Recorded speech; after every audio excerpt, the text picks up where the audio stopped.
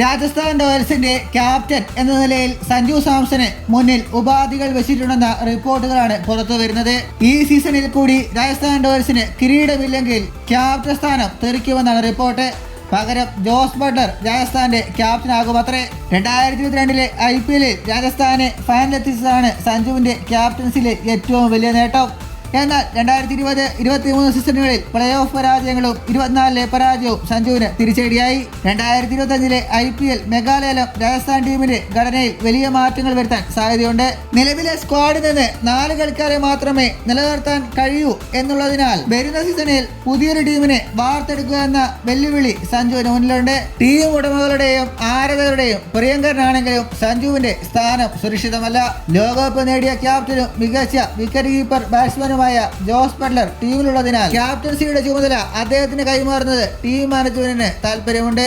എന്നിരുന്നാലും ക്യാപ്റ്റൻ അല്ലെങ്കിൽ പോലും സഞ്ജു ടീമിലെ വിലപ്പെട്ട താരമായി തുടരുമെന്നാണ് സൂചന. മാത്രമല്ല രാജസ്ഥാന്റെ ഫസ്റ്റ് ചോയ്സ് വിക്കറ്റ് കീപ്പറുടെ റോളും സഞ്ജുവിൽ ഭദ്രമായിരിക്കും. ഇതുപോലുള്ള പുതിയ വാർത്തകൾക്കായി ചാനൽ ഇപ്പോൾ തന്നെ മറക്കാതെ സബ്സ്ക്രൈബ് ചെയ്ത് വയ്ക്കുക.